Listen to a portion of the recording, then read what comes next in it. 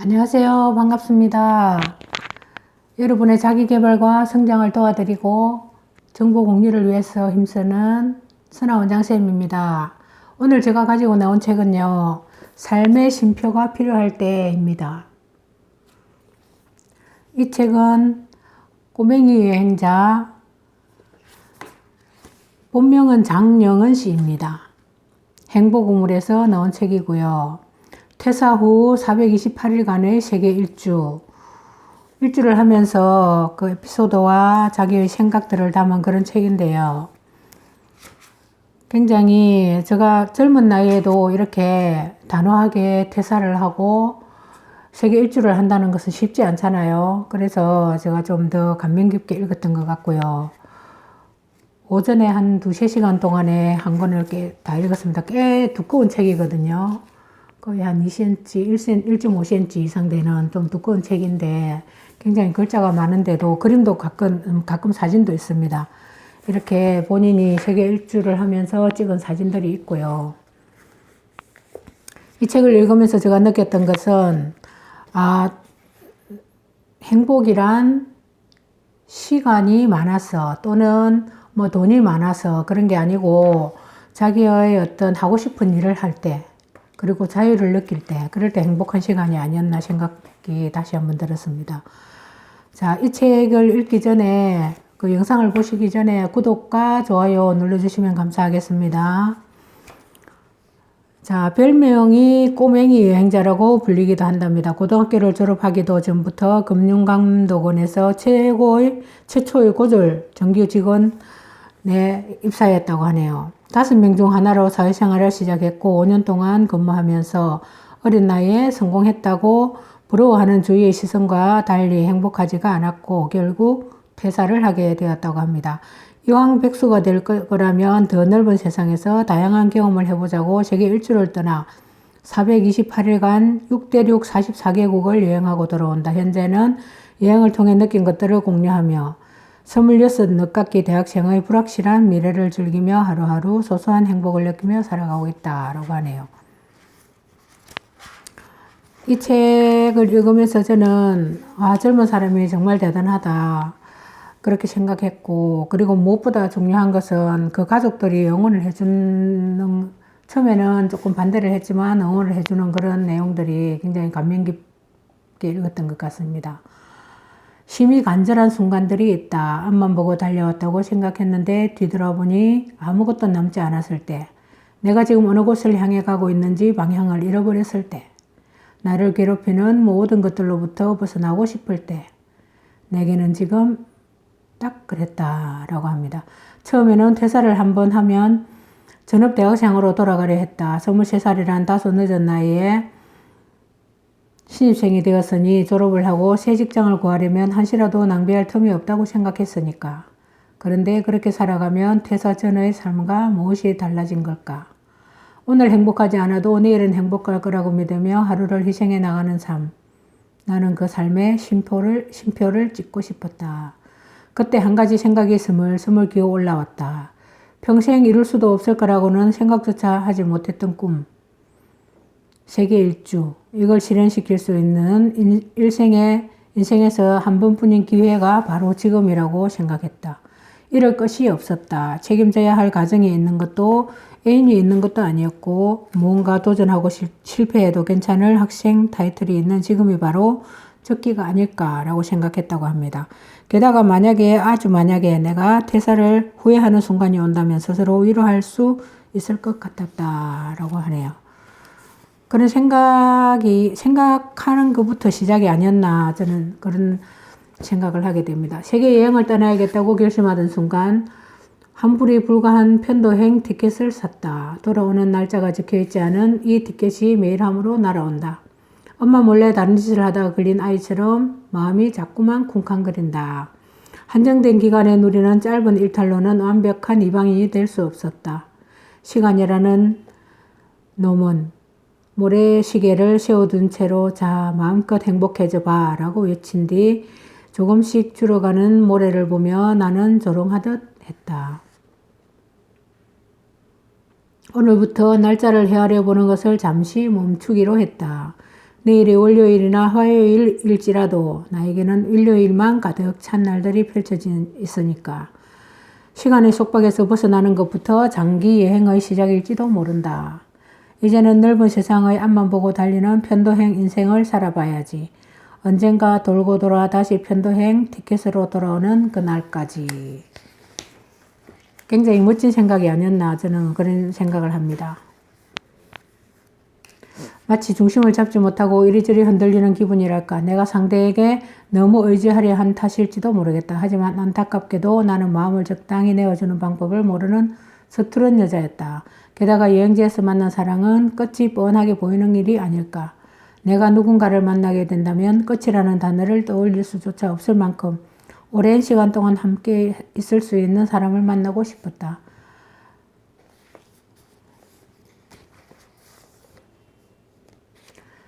자, 레오나르도, 나는 곧 이탈리아로 돌아갈 거야. 나는 호주를 떠나 여행을 계속하겠지. 우리가 만난다고 해봤자 아주 짧은 이야기일 거야. 나는 짧은 이야기는 싫어. 결말을 알 수 없는 아주 긴 소설책처럼 오랫동안 꿈꿀 수 있는 그런 이야기가 시작될 때 그 책을 펼치고 싶어.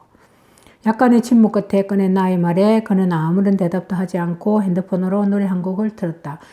여기서 지금 이탈리아에서 여행하다가 그 만난 사람과의 그런 인연을 적어놨더라고요. 내가 제일 좋아하는 노래야. 우리 이 노래가 끝날 때까지만 같이 있자.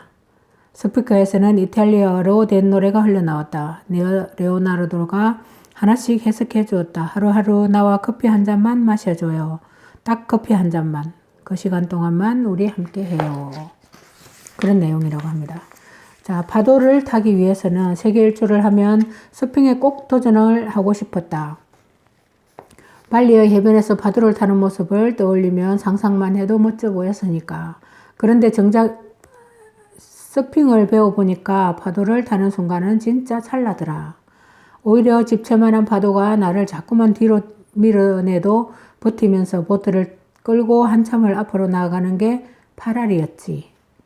서핑에 익숙한 사람도 처음 배우는 사람도 이 순간을 견뎌야 하는 건 같더라고.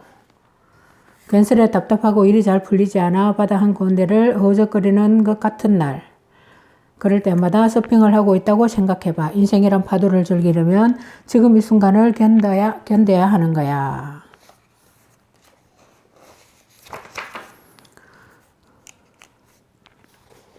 자, 내가 이래서 여기 다시 왔구나. 이 길이 맞다는 확신이 들지 않아 흔들리고 두려워했던 어린 날의 나를 만나려고. 사실은 불안했다. 혹시라도 여행을 하다가 강도를 만나지 않을까, 길을 잃어버리지는 않을까 같은 문제부터 미래에 대한 막연한 불안감까지. 퇴사도 처음이고 세계 일주도 처음이라서일까. 여행 초반에는 배낭의 무게보다 걱정의 무게가 더욱 무겁게 다가왔다라고 하네. 하지만 직장인이었을 때도 이곳에 나는 다가오지 않은 미래를 불안해하고 있었다. 그러니 지금 걱정스러운 것은 당연한 게 아닐까. 처음으로 걷는 길 위에서는 누구나 흔들리는 법이니까. 그래서 흔들리던 어린 날의 나를 만나고 싶었나 보다. 이런 나에게 괜찮다고, 처음은 원래 그런 법이라고 도닥여 줄 것 같아서 강물에 일렁이는 불빛들을 바라보며 조용히 속삭여 본다. 나 지구 한 바퀴 돌고 나서 더 성숙해진 모습으로 언젠가 돌아올게. 너도 항상 변하지 않는 모습 그대로 이곳에 있어주렴. 안녕 나의 20살. 안녕 싱가포르. 싱가포르가 굉장히 인상 깊었다고 적고 있습니다. 이번에 이 저자께서는. 자, 세상에 없는 풍경을 놓치지 말아라. 도대체 세상에 없는 풍경이란 무엇일까? 얼마나 아름다우면 정상을 그렇게 표현할 수 있을까? 숨이 벅차오를 때마다 주위가 온통 눈으로 뒤덮인 하얀 설산 속에서 서 있는 내 모습을 떠올렸다. 아마 이 글귀에는 주위에서 흔하게 보기 힘든 아름다운 광경이라는 뜻일 것이다. 하지만 무사히 등반을 하고 보니 어쩌면 진짜 의미는 다른 것이 아닐까라는 생각이 들었다. 한 걸음씩 성실하게 옮겼으니 마주할 수 있었던 풍경. 나의 노력 없이는 절대로 볼 수 없는 그 풍경. 그것을 놓치지 말라는 뜻이 아니었을까. 자, 히말라야를 떠올리면서 이렇게 적고 있습니다. 이렇게 사진이 한 컷씩 나와 있어서 굉장히 표현감도 좋고 이렇게 나와 있네요. 자, 여기서 해 뜨는 모습과 뭐 해 지는 모습 여러 광경들을 접하면서 굉장히 많은 생각을 했던 것 같습니다. 이 저자께서는요.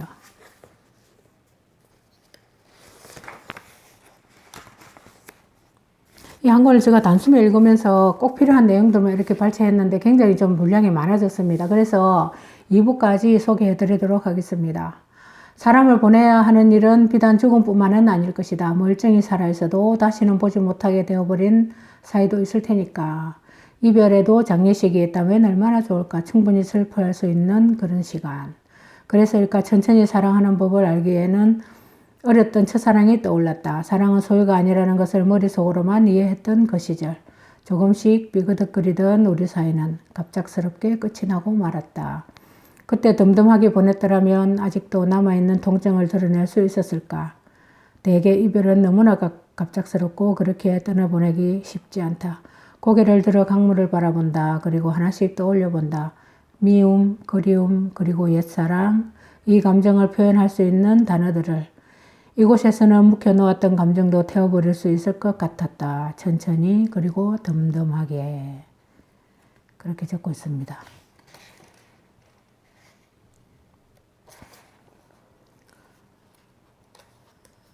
자, 10분만 걸어도 숨이 막혀오던 뜨거운 태양빛을 사랑했어요. 깊은 바닷속을 수놓은 형형색색의 산호와 물고기들을 사랑했어요. 소파에 앉으며 창문 너머로 보이던 에메랄드빛 바다를 사랑했어요. 집으로 돌아가는 어두운 골목길을 뒤따라오며 환하게 밝혀주던 별들을 사랑했어요.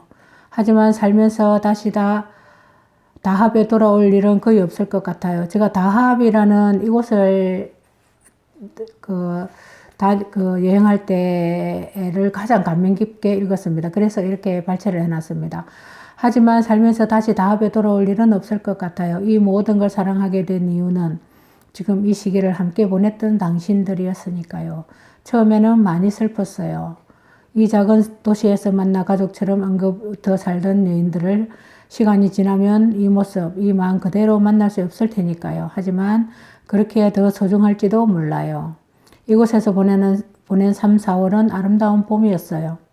다시는 돌아오지 않을 것 같은 25살의 봄을 채워준 꽃들은 바로 당신들이에요. 라고 합니다. 자, 여기서 몇 사람들과 잘 어울리면서 굉장히 긴 시간을 보냈던 것 같습니다. 3월, 4월 봄에 여기 다합에서 다녀왔다 하네요. 다합을 다녀왔다고 적혀 있더라고요. 그래, 가끔 이런 날도 있어야지. 어린아이처럼 마음껏 떼쓰고 별거 아닌 말에 깔깔 웃어젖히기도 하고 남들의 시선 따위 아랑곳하지 않고 하고 싶은 건 그냥 해보는 그런 날. 어른이 되어서 할 수 없다고 생각했던 거 어쩌면 어른이 만든 변명일지도 라고 합니다. 어린아이처럼 이렇게 무지개 같은 곳을 여행하면서 여기가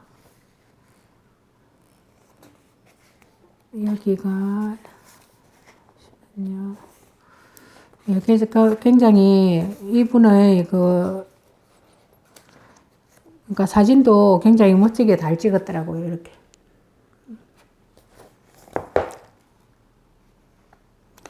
자, 물보라가 마치 소나기처럼 내린다. 그래서 그 아래서 즐거워하는 내 모습을 바보 같으면서도 해맑다. 내가 이런 웃음도 지을 수 있는 사람이었구나. 물을 잔뜩 먹으면 옷의 감촉이 선명해져서 울수록 이상하게 기분이 좋아진다. 지금 내 모습을 거울에 비춰보면 딱 물에 빠진 생쥐꼴인데 누군가의 시선에서 벗어나 이토록 즐거워하며 비를 맞아본 적이 있었나 라고 적고 있네요. 빅토리아 폭포인데요. 여기가 빅토리아 폭포는 우기라서 그런지 한치도 앞도 보이지 않았다고 합니다. 물보라가 있었고 우비를 쓰고 있어도 홀딱 다 젖을 정도였다고 하네요. 빅토리아 폭포는 저도 빅토리아 폭포를 언젠가는 꼭 한번 가봐야지 그런 생각을 가지면서 읽었던 것 같습니다. 자, 문득 살면서 스스로에게 꽃 한 송이를 선물한 적이 있었나 싶다. 어느 순간부터 꽃은 금방 시들어버리니 실용적이지 않은 선물이라고 생각했다. 어릴 적에는 꽃을 참 좋아했는데 어느새 어른이 되어버린 걸까? 결국 나는 장미꽃 한 송이를 집어들었다. 돌아가는 발걸음이 가볍다. 별 향기가 나지 않는 것을 알면서도 별로 향기가 나지 않는 것을 알면서도 자꾸만 꽃봉오리를 코에 대어본다. 호스텔에 도착해서 빽빽한 도미토리 밑 침대맡에서 조심스럽게 꽃을 놓아두었다. 몸이 건조한 어른이 되지 말자고 다짐했던 어린 날의 나를 떠올리면서 라고 합니다. 꽃 한 송이를 여행하다가 샀던 것 같습니다. 여행하면서 이렇게 뭐 넉넉하지 않으니까 꽃 사기도 그렇게 쉽지 않을 뿐더러 꽃을 두고 이렇게 볼 시간도 그렇게 여유롭지 않았겠죠. 그래서 못 샀던 것 같은데 여기서는 꽃 한 송이를 꼭 사고 싶었던 모양입니다. 자, 우리는 똑같은 하루를 보내더라도 누군가는 긍정적인 시선으로 좋은 것만 바라보고 누군가는 부정적인 시선으로 힘들었던 것만 떠올렸을 것이다. 두 사람은 같은 하루를 보냈더라도 행복한 하루를 보낸 사람과 불행한 하루를 보낸 사람으로 달라지게 되겠지. 오늘 하루를 어떻게 받아들일지는 순전히 내게 달려있다. 이왕이면 좋은 것만 바라보며 살아가는 건 어떨까? 견딜 수 없을 만큼 힘들었던 날에도 나를 웃게 만드는 신락 같은 장면은 있기 마련이니까 라고 이 책은 거의 마무리를 하고 있습니다. 자, 다음 시간에 제가 2부에서 다시 뵙겠습니다. 삶의 쉼표가 필요할 때였습니다. 1부였습니다. 지금까지 함께 해주신 여러분 감사합니다.